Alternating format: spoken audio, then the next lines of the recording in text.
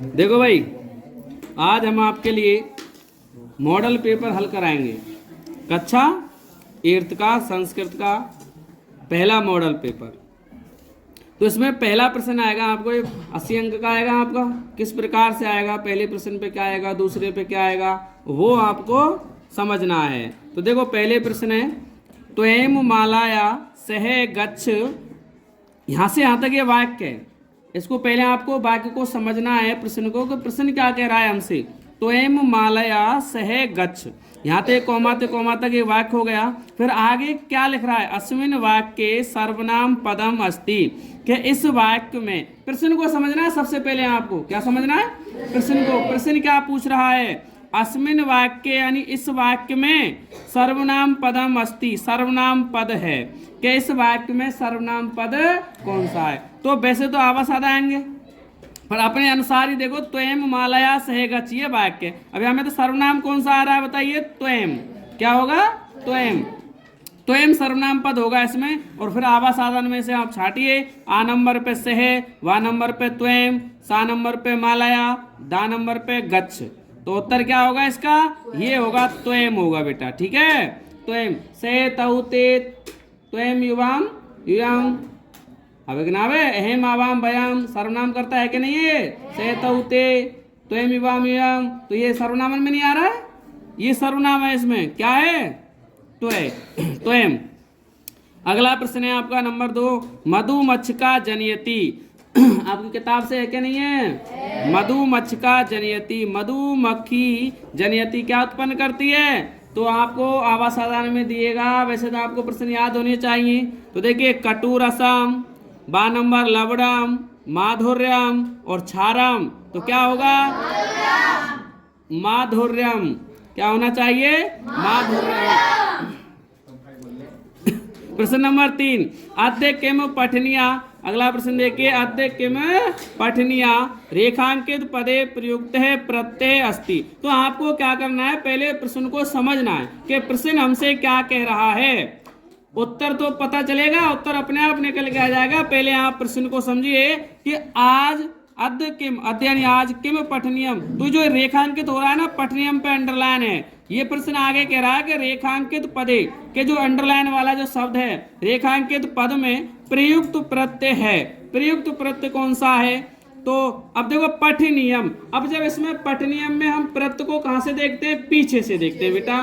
कहां से देखते हैं, पीछे से देखते हैं। और आगे से उपसर्ग को देखते हैं। तो पीछे देखो पठनियम, तो क्या लग रहा है इसमें, अनियम। अनियम लग रहा है कि नहीं लग रहा है। और अनियम किसका शेष होता है, अनियर का। तो इसमें कौन सा प्रत्यय होगा, अनियर। अब आप आवास से छाटिए, आ नंबर अनियर, बा नंबर डयत, सा नंबर लेप, दा नंबर यत। तो आपका आंसर होगा इसमें अनियर, ये होगा आपका अनियर। अगला प्रश्न नंबर 4, त्वयं विद्युत भावेन, त्वयं विद्युत भावेन पीड़िते बहिरागते। यहाँ तक ये वाक्य हो गया। फिर आगे लिख रहा है, अस्मिन् वाक्ये अव्यय पदम अस्ति। तो इस प्रश्न को समझना हमको कि क्या कह रहा है, क्या कह रहा है, अस्मिन् वाक्ये, इस वाक्य में अव्यय पदम अस्ति, अव्यय पद है, कि इस वाक्य में अव्यय पद है। कौन सा वाक्य, यह हमें दे रखा है, यहाँ से लेकर के और यहाँ तक ये जो वाक्य है, इसमें से यहाँ तक ये छांटना है हमको, अव्यय पद कौन सा है। तो देखिए, त्वयं विद्युत अभावेन पीड़ित है और वही आगत है, या संधि हो रही है, वही प्लस आगत है, ऋतु संधि हो रही है। तो आपका जो अव्यय पद होगा वो वही होगा। वही का मतलब होता है बाहर, और वही क्या होता है, अव्यय पद होता है। तो आ ऑप्शन इसमें सही रहेगा आपका, वही। त्वयं तो होगा नहीं, विद्युत नहीं होगा, अभावेन नहीं होगा, वही होगा आपका आंसर, होगा इसमें वही, आ नंबर। अगला प्रश्न 5 नंबर, नदीनाम जलम यत्र खाली जगह रिक्त स्थानम पूर्यति, के नदीनाम जलम यत्र। अब इसमें खाली जगह भरनी है आपको। तो आपने वाक्य के आधार पर देखिए, किताब आपने पढ़ी है कि नदीनाम जलम यत्र, तो विष तुल्यम, मृदहा तुल्यम, पीयूष तुल्यम, रस तुल्यम। तो इसमें ऑप्शन होगा आपका सा नंबर का, पीयूष तुल्यम, के नदीनाम जलम यत्र पीयूष तुल्यम। क्या होगा भैया, तो नदियों का जल कैसा होगा भैया, पीयूष तुल्यम, अमृत के समान। अगला देखिए प्रश्न नंबर 6, प्रतिदाने तेना तद याचनते इसमें। यहाँ तक ये वाक्य हो गया, यहाँ से लेकर के और यहाँ तक ये वाक्य है। अब आगे क्या कह रहा है इसको ध्यान से देखो बेटा।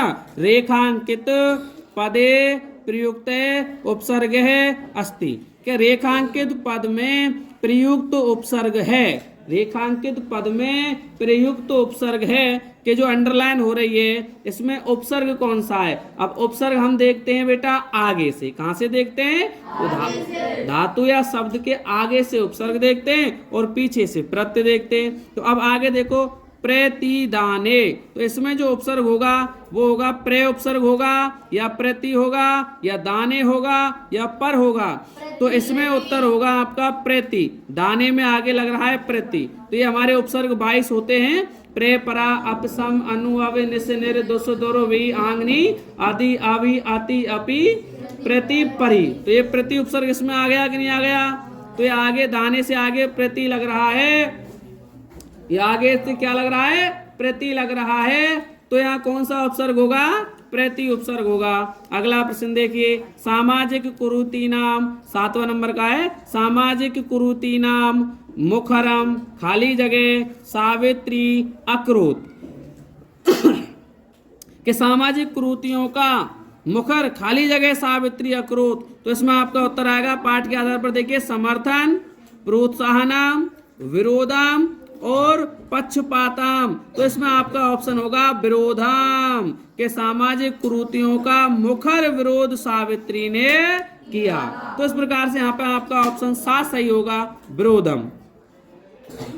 अगला प्रश्न नंबर 8 आएगा, चल चल पुरतो निदेही चरणम। में आपका जो पाठ है चल चल पुरतो निदेही चरणम, यहाँ से और यहाँ तक गीतस रचनाकार अस्ति, इस गीत के रचनाकार हैं। इस गीत के रचनाकार कौन होंगे? चल चल पुरतो, जो निदेही चरणम वाला पाठ पढ़ाया था, तो आपको ध्यान होना चाहिए इसके लेखक कौन है, इसके रचनाकार कौन है। इसके जो लेखक हैं वो है श्रीधर भास्कर वर्णेकर। ये वाला सही होगा आपका। तो पहला ऑप्शन है विष्णु शर्मा, नारायण शर्मा, बा नंबर, सा नंबर रमाकांत शुक्ल है, दा नंबर श्रीधर भास्कर वर्णेकर। तो आपका यही ऑप्शन सही होगा, श्रीधर भास्कर वर्णेकर। अगला प्रश्न नंबर 9। तो प्रश्न नंबर 9 देखिए, अधो लिखितानाम पदानाम संधि संधि विच्छेदम कुरुते, यानी संधि अवलेख संधि विच्छेदम कुरुते। ये आपका 2 अंक का प्रश्न आएगा बेटा। यानी कि एक प्रश्न आएगा आपका संधि विच्छेद वाला, जो आपको संधि युक्त पद बनाना है, और एक प्रश्न आएगा आपका संधि, कौन सा आएगा? संधि, तो वो आपको संधि विच्छेद करना है। तो देखिए पहला प्रश्न है का मधु प्लस अरि। तो हमने आपको संधि पढ़ा दी और संधि वाली वीडियो भी डाल दी, आपको ध्यान होना चाहिए। तो देखिए मधु प्लस अरि, तो यहाँ पर जो संधि हो रही है वो कौन सी होगी भैया? ऊ का क्या हो जाएगा? यहाँ यण संधि हो रही है, मैंने यण संधि की वीडियो डाल दी, आपने देखा नहीं हो तो देख लेना जा करके। के मधु प्लस अरि, तो आगे का आ रहा है एक वर्ण ई उ री लरी, तो यहाँ उ आ रहा है और उ के बाद में कोई असमान स्वर आ रहा है आ यहाँ पे। तो इस प्रकार से यहाँ यण संधि हो गई। तो आपका शब्द बनेगा माँ, और धा धनुष होगा आधा, और उ का आदेश क्या होगा? एको यणची से ई का या हो जाता है, उ का वाह, तो वाह आदेश हो गया, आ इसमें मिल गया, पूरा हो गया, और री, तो शब्द बना आपका मध्वरी। मध्वरी शब्द बना। इतना सा काम आपको करना है।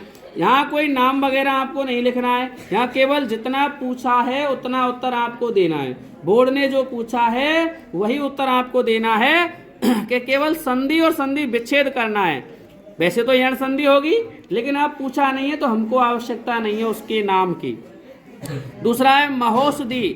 तो देखिए महोषधि में कौन संधि होगी? यहाँ हमने आपको बताया था कि यानी कि औ, इधर देखिए औ आदेश होता है, यानी आई और औ जो 2 चुटिया आदेश होता है, तो वहां पर वृद्धि संधि होती है कि नहीं होती है? 2 चुटिया आदेश हो रही है, यहाँ देखो औ की मात्रा हो रही है, तो यहाँ पर हो गई आपकी महा प्लस औषधि। तो देखिए महा प्लस औषधि, यहाँ पर आपकी आ के बाद क्या आ रहा, आ के बाद ओ औ आता है, तो वहां पर वृद्धि संधि होती है। वहां पर कौन सी संधि होती है, वृद्धि संधि होती है। आ के बाद में ओ औ आता है तो वहां वृद्धि आदेश हो जाता है। आ और औ दोनों को मिलकर के औ आदेश हो गया, यहाँ महोषधि शब्द बन के तैयार हो गया। इस प्रकार से दोनों संधियों को आपका एक एक नंबर दिया जाएगा, तो 2 नंबर का आपका प्रश्न होगा। ये प्रश्न नंबर 9 संधि वाला प्रश्न होगा। ठीक है, आपने देखना संधियों को पढ़ करके, नहीं पढ़ा है तो देख लेना उस वीडियो को। अगला देखिए रेखांक प्रश्न नंबर 10, रेखांकित पदम आधृत्य प्रश्न निर्माणम कुरुते के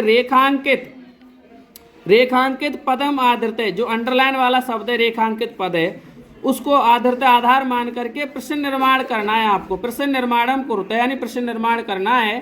तो इसमें आपके 2 प्रश्न आएंगे, का और खा। तो दोनों प्रश्न आपके 2 अंक के होंगे। इस प्रकार से यहाँ 2 अंक होंगे। तो का नंबर में देखिए, क्षुधात्रे सिंह कुत्रापि आहारम ना प्राप्तवान, क्या यानी क्षुधात्रे पे अंडरलाइन है, क्षुधात्रे इस पे अंडरलाइन है, तो आपका यानी कि प्रश्न निर्माण बनेगा। क्या होगा यहाँ पर, क्या यानी कि खाली जगह ऐसे लगा के देखो, हम सिंह कुत्रापि आहारम ना प्राप्तवान, शेर कहीं भी आहार प्राप्त नहीं हुआ। तो कैसे शेर को, तो कैसा कैसी काम कर रहा है आपका, कैसा कैसी कैसे, ये विशेषणवाची शब्द है। और विशेषणवाची शब्दों के लिए हम क्या यूज करते हैं, क्या यूज करते हैं हम, कीदृशे, कीदृशी और कीदृशम। तो कीदृशे शब्द होगा यहाँ पे आपका, कीदृशे,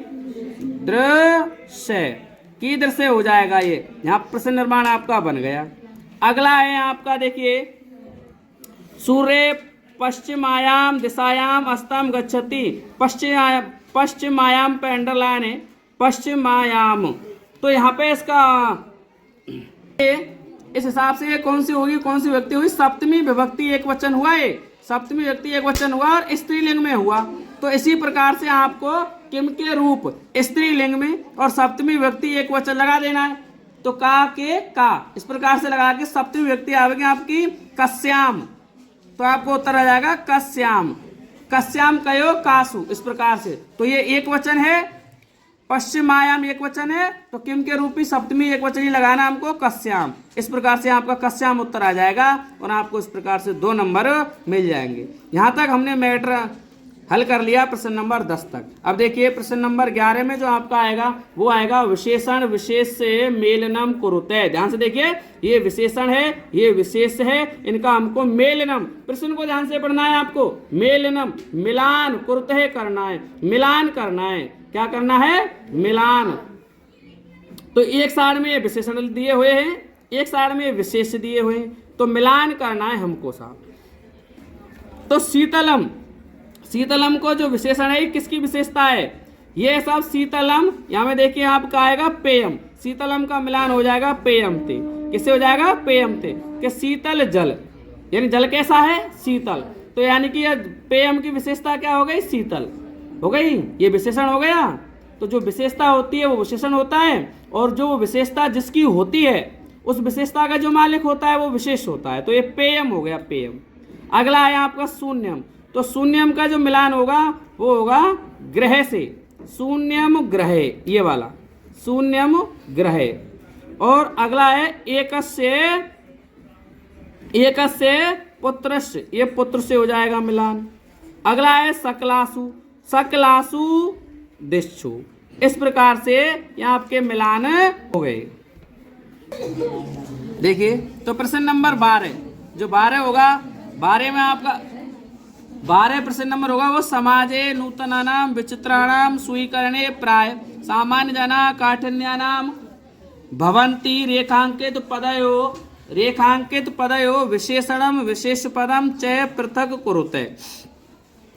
तो ये हमसे कह रहा है कि रेखांकित पद में जो अंडरलाइन वाला शब्द है उसमें विशेषणम और विशेष पदम पृथक कुरुते, अलग अलग करना है, कि विशेषण को अलग करना है और विशेष को अलग करना है। पृथक कुरुते, पृथक कुरुते का मतलब अलग अलग करना है। तो अंडरलाइन वाला शब्द ये है हमारा नूतनानाम विचाराणाम। तो मैंने अभी आपको बताया था कि विशेषण कायते के और विशेष कायते के। तो विशेषण वाते के में जो विशेषता होए और विशेष कायते के में वह विशेषता को जो मालिक होए। तो अब देखो नूतनानाम विचारणाम के नए विचार, तो यहाँ विचार का है, यहाँ में क्या है भैया विशेषण कौन होगो कि नए नए विचारों का, तो यहाँ विशेषण का है नए नए, तो नए नए को मतलब नूतनानाम। अब ये नए नए कौन के हैं, ये जो विशेषता कौन की है, ये विचारों की है। तो विचारणाम यहाँ में विशेष है गो और नूतनानाम यहाँ में विशेषण है गो, तो आप अलग अलग करके लिख देंगे। विशेषण क्या हो गया, ये हो गया, यहाँ पे आपको इधर हल करा देता हूँ विशेषण। ये देखिए विशेषण, तो विशेषण क्या होगा इसमें, नू ता ना नाम, नूतना नाम। अब विशेष क्या होगा इसमें, विशेष, तो इसमें विशेष होगा बेटा विचाराणाम, ये होगा विचाराणाम, विचाराणाम, क्योंकि ये विचारों की विशेषता है नूतना नाम, विचारों की विशेषता है नूतना नाम। तो ये विशेषण हो गया, ये विशेष हो गया। इस हिसाब से आपका प्रश्न नंबर 12 हल हो गया। विशेषण विशेष अलग अलग करना है और आपके 2 नंबर आपको मिल जाएंगे। देखिए प्रश्न नंबर 13, प्रश्न नंबर 13 अगला प्रश्न देखिए, कोष्टकेषु दत्तेषु शब्देषु समुचिताम विभक्तिम योजित्वा, है ना, समुचिताम योजित्वा रिक्त स्थानानि पूर्यते, रिक्त स्थानानि पूर्यते। तो हमको क्या करना है, कोष्टक में दिए हुए शब्दों में उचित विभक्ति योजित्वा जोड़ करके रिक्त स्थानों की पूर्ति करनी है। तो पहला प्रश्न देखिए, आपको 1 2 3 4 प्रश्न मिलेंगे इसमें प्रश्न नंबर 13 में, और प्रत्येक प्रश्न आधे अंक का होगा, और इसी प्रकार से आधा आधा आधा 2 नंबर हो गए, तो ये आपके 2 नंबर के होंगे आपके। का नंबर, खाली जगह समम रामः गच्छति, तो अब इसमें कोष्टक में है दशरथ। अब दशरथ में हमको विभक्ति लगानी है, कौन सी विभक्ति लगेगी, तो इस वाक्य के आधार पर लगेगी। इस वाक्य में देखो खाली जगह समम, अब जो समम है समम, तो ये समम के योग में मैंने आपको कारक कराए थे, तो वहाँ सूत्र लिखाया था सहयुक्ते प्रदाने, के सह साकम सार्धम समम, एक सूत्र लगाया था सहयुक्ते प्रधाने, उसमें सह साकम सार्धम समम के योग में तृतीय विभक्ति लगाते हैं हम। तो यहाँ पे शब्द देखिए समम हमको मिल रहा है और समम के योग में तृतीय विभक्ति लगती है बेटा। तो यहाँ पे दशरथ में तृतीय विभक्ति लगाएंगे तो आपका शब्द बनेगा द स रा थ।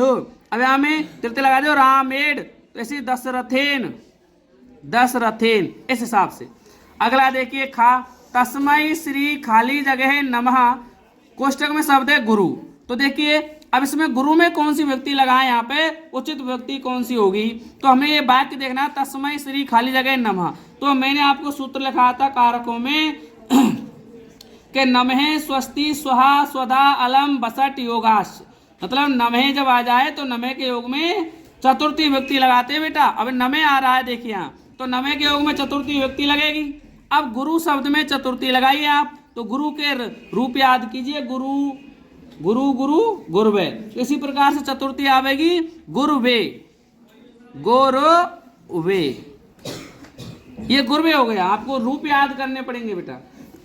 अगला देखिए गा गैया, खाली जगह उभयते पुष्प वाटिका, के खाली जगह उभयते पुष्प वाटिका, कोष्टक में देवालय।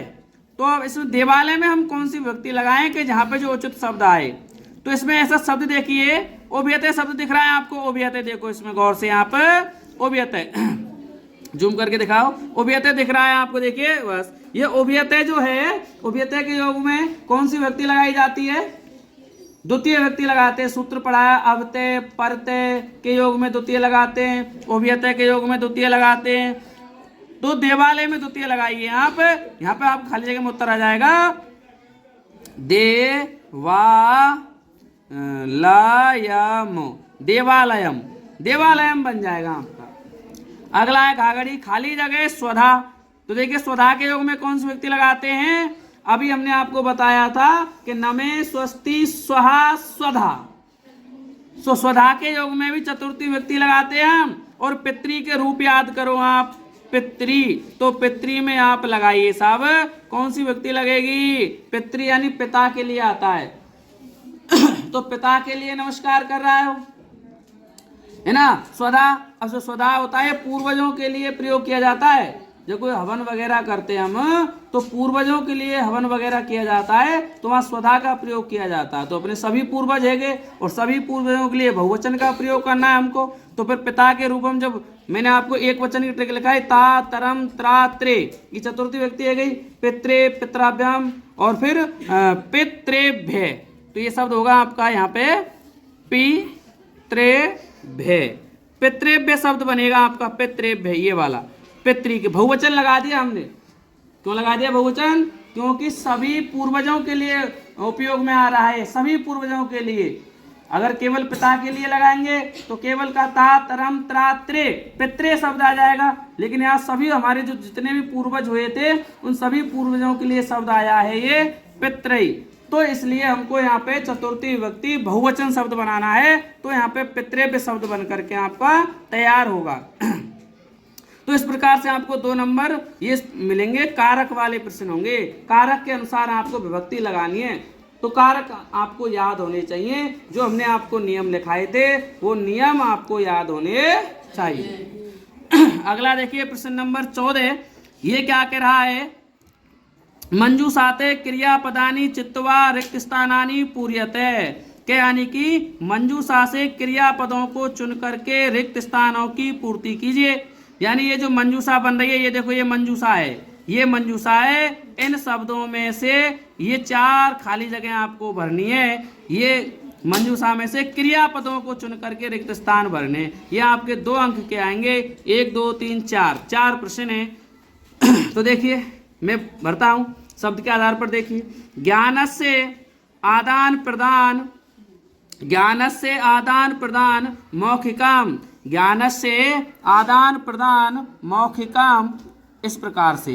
तो देखिए ज्ञानस्य आदान प्रदान मौखिकाम, खाली जगह, खाली जगह। यहाँ पे क्या आएगा कि ज्ञान का आदान प्रदान मौखिकाम, तो ज्ञान का आदान प्रदान मौखिक था, तो था के कार्य कौन शब्द आ रहा हो? आसीत। तो यहाँ पे आपका आसीत आ जाएगा, ये आसीत।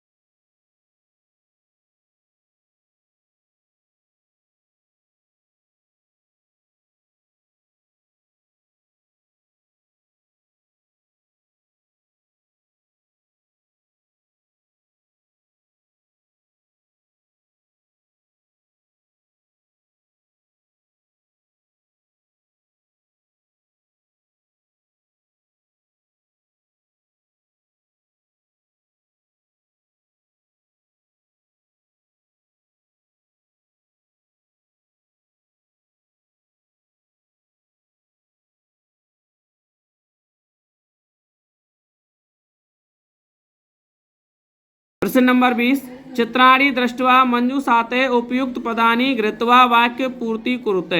के चित्र को देखकर मंजूषा से उपयुक्त पदों को ग्रहण करके वाक्य की पूर्ति कीजिए। इस प्रकार से आपको ये मंजूषा होगी, मंजूषा में ये शब्द आपको दिए होंगे, ये इस प्रकार से चित्र दिया हुआ होगा। इस चित्र के आधार पर आपको ये 4 वाक्य दिए होंगे, इन 4 वाक्यों में ये खाली जगह होंगी, तो ये खाली जगह आपको इन शब्दों के आधार पर, इस मंजूषा के शब्दों के आधार पर पूरा करना है। आपको ये करना है आपको। जिस प्रकार से अस्मिन् चित्रे खाली जगह दृश्यन्ते, तो उसमें अस्त्राणि शब्द आ जाएगा, तो यहाँ से हमको अस्त्राणि उठा लिया, यहाँ लिख दिया। तो इस प्रकार से ये 4 वाक्यों की पूर्ति करनी है इस मंजूषा में से, तब आपको ये 4 अंक मिलेंगे। अगर आपको ये नहीं करना है तो नीचे अथवा दिया हुआ है, ये अथवा देखिए आप, इसमें मंजूषाया लिखितानाम शब्दानाम सायेन कथाम पूर्यते, कि मंजूषा में लिखित शब्दों की सहायता से कथा को पूरा करना है। इसी प्रकार से ये मंजूषा यहाँ पर भी होगी आपकी। इस मंजूषा में ये 8 शब्द होंगे और आपको पेपर में एक कथा लिखी हुई आएगी और कथा में आपको 8 खाली जगह आएंगी। तो ये 8 खाली जगह आपको इस मंजूषा में से भरने हैं। तो आपको प्रश्न भी 7 है, उत्तर भी 7 है। इन खाली जगहों में आप इस मंजूषा में से शब्दों को भर दीजिए। जिस प्रकार से एक है खाली जगह आसीत, तो कहानी का क्या आएगा, इसमें से छांट करके लगा के देखिए कि एक है खाली जगह आसीत, तो क्या आएगा, घटे आगतवान पातुम अल्पम काके, तो काके शब्द आ जाएगा कि एक है काके आसीत, यानी एक बार एक कौवा था, यानी एक कौवा था। इस प्रकार से ये 8 खाली जगह आपको भरनी है, आपको एक्सरसाइज करनी है। ये जितने भी आपको अभ्यास दिए उन अभ्यास को कीजिए, आप पूरा कीजिए, तब आपको ये समझ में आएगा। जितने भी कथा लेखन दिए हुए हैं आप उन कथा लेखन को पूरा करें।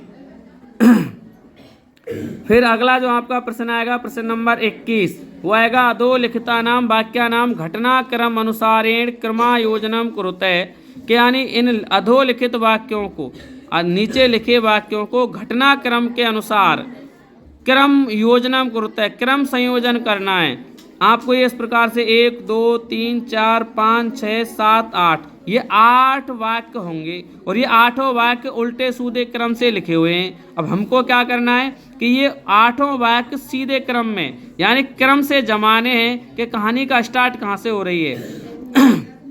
जिस प्रकार से इस 8 वाक्यों में सबसे पहले जो वाक्य आएगा वो आएगा ये वाला कि जनवरी मासस्य 1831 तमे ख्रिस्ताब्दे सावित्री नया गांव नामनी स्थाने अजायत।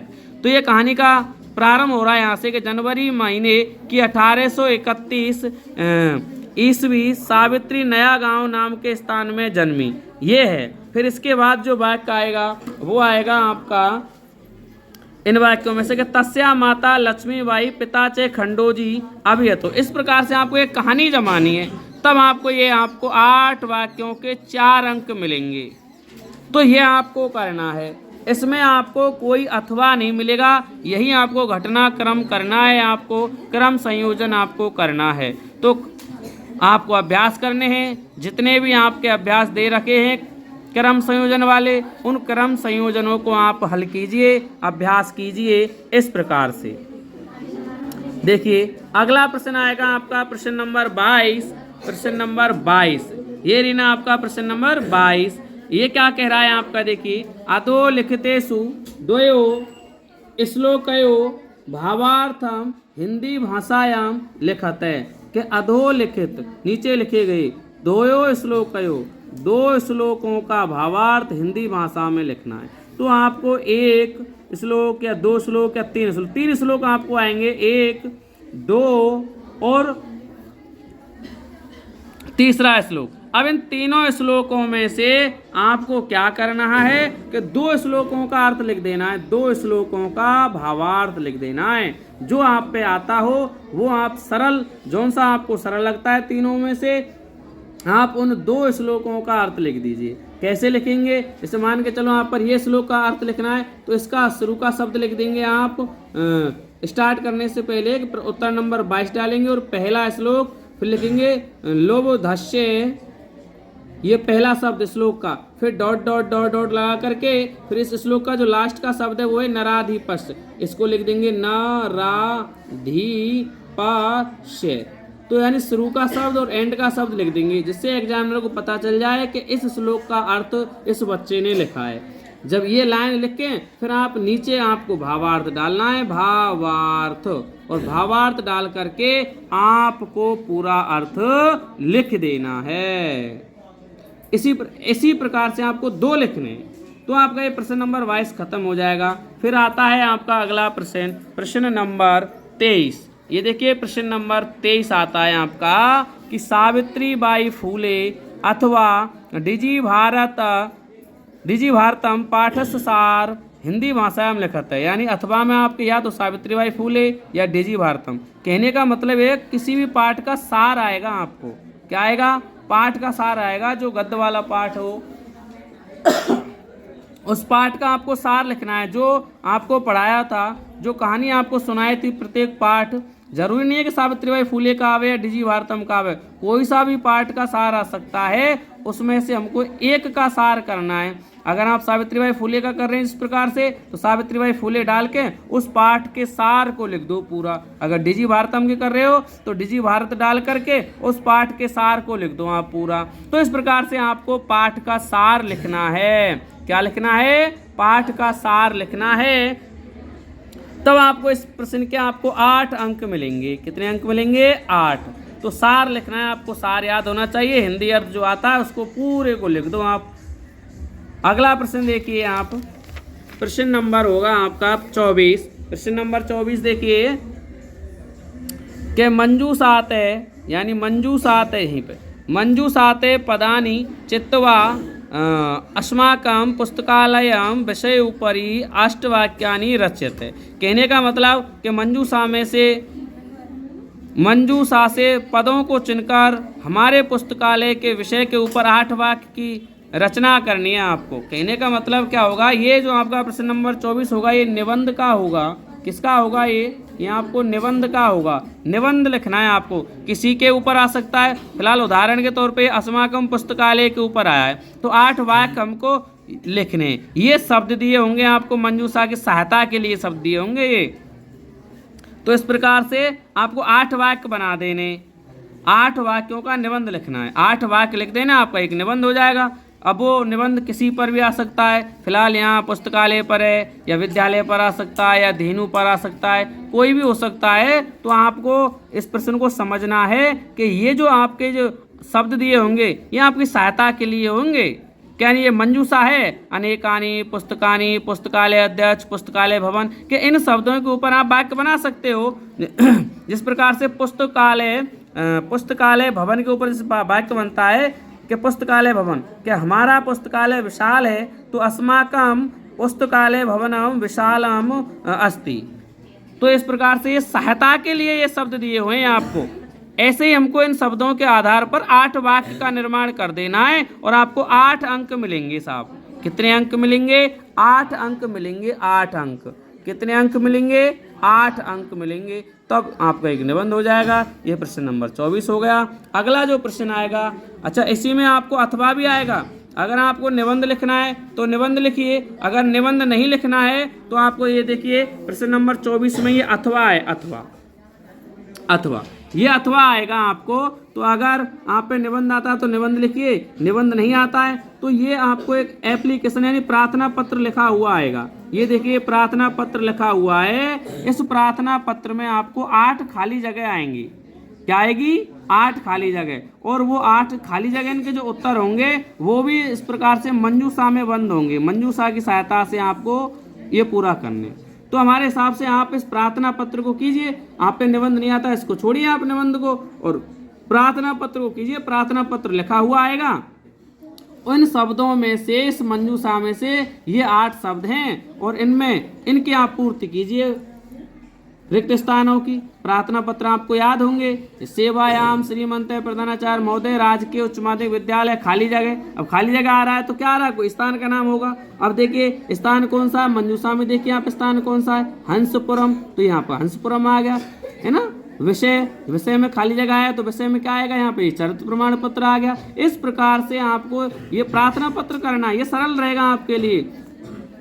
प्रार्थना पत्र आपको करना है, ऐसे महोदय के बाद सबने खाली जगह अस्ति, तो क्या आता है सबने के बाद निवेदनम आता है, ये निवेदन आपको लिख ही रहा है। मतलब आपको कुछ भी नहीं करना है, प्रार्थना पत्र आपको याद होते ही, फिर भी प्रार्थना पत्र लिखे हुए आएंगे, खाली जगह जो आती हैं वो भी आपको मंजूषा में शब्द दिए हुए होंगे, इस मंजूषा की सहायता से उसको आप पूरा कीजिए। कितना सरल है, आपको 8 नंबर यहाँ मिल जाएंगे। इसी प्रकार से यत हेम अस्माकम खाली जगह भागम गृह्यतम, तो इसमें क्या आ जाएगा कि हेम में संस्कृत वाद विवाद प्रतियोगिता में, ये आपका वाद विवाद प्रतियोगिता आ गया है ना। भाग लेना खाली जगह, तो लेना चाहता हूं, ये इच्छा में आ गया। इस प्रकार से आपको ये पूरा करना है। तत्र चरित्र प्रमाण पत्र से के, यानी कि वहाँ चरित्र प्रमाण पत्र की खाली जगह है, तो क्या है खाली जगह, आवश्यकता है, ये आवश्यकता आ गया आपका।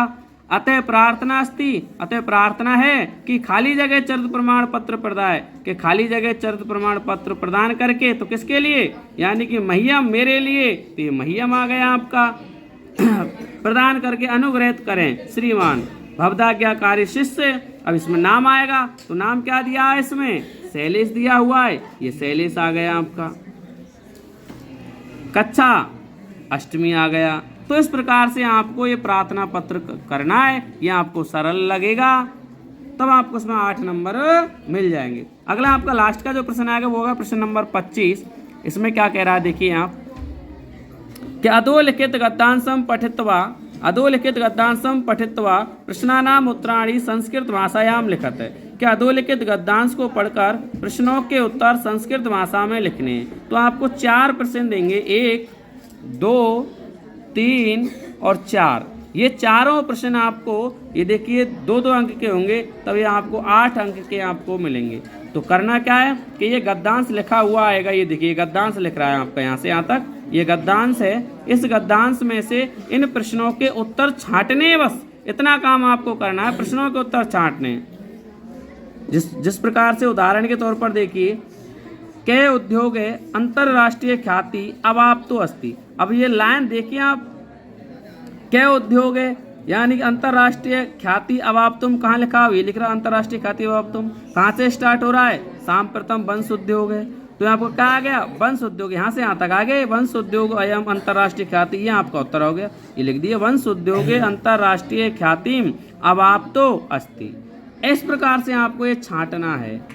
कस्मिन् प्रदेशे हस्तशिल्पानां बाहुल्य वर्तते, किस प्रदेश में हस्तशिल्प की बाहुल्यता है, तो किसमें हस्तशिल्पों की, तो इसमें देखिए आप कहाँ पे पा जाएगा आपका हस्तशिल्प बाहुल्य वर्तते, छाटिए इसमें कहाँ है, ये रीना के प्रदेशे अस्मिन् हस्तशिल्पानां बाहुल्य वर्तते, ये उत्तर आ गया आपका इसका। ये लो कि इस प्रदेश में हस्तशिल्पों की बाहुल्यता है, तो इस प्रदेश में, कौन से प्रदेश में, ये जो आया है अस्मिन, इसकी जगह क्या आ जाएगा, सप्तभगिनी, 7 बहनों के प्रदेश में, तो ये आ जाएगा, ये पूरी लाइन आपकी आ गई, उत्तर हो गया आपका। इसी प्रकार गा नंबर का देखिए, वस्त्र आभूषणेभ्य गृह निर्माण पर्यंतम केशाम वस्तूनाम उपयोगे क्रियन्ते। तो इस लाइन को देखिए आप कहाँ लिख रही है, वस्तूनाम उपयोगे क्रियते, वही इसका उत्तर मिल जाएगा, ये लिख रहा उपयोगे क्रियते। कहाँ से स्टार्ट हो रही है, वस्त्राणाम पे से, तो देखिए ये ऋण आ वस्त्र भूषणेभ्य गृह निर्माण पर्यंतम प्राय वंश वृक्ष निर्मितानाम वस्तूनाम उपयोग क्रियते, यहाँ तक आ गया ये, यहाँ से लेकर के यहाँ तक ये आपका उत्तर हो गया, वस्त्र आभूषणेभ्य गृह निर्माण पर्यंतम। तो इस प्रकार से आपको छांटना है कि वंश प्लस उद्योगे इति संधि कृत्वा लिखत है।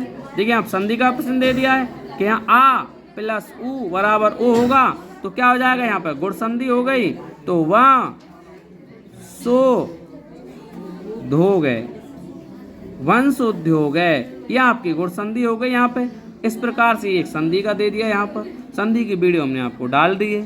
संधि नहीं सीखी है तो आप गुण संधि देख लीजिए, गुण संधि की वीडियो को आप देख सकते हैं, वहाँ से आपको समझ में आ जाएगा। तो इस प्रकार से आपका कक्षा 8th का आपका मॉडल पेपर पहला समाप्त होता है। इस प्रकार से आपको 25 प्रश्न आएंगे और आपको हल कर करके ये देखने हैं। तो बहुत बहुत धन्यवाद। आपको अच्छा लगा हो तो लाइक कीजिए, कमेंट कीजिए, शेयर कीजिए और चैनल पर नए हो तो सब्सक्राइब कीजिए। अगला मॉडल पेपर 2 अगली वीडियो में।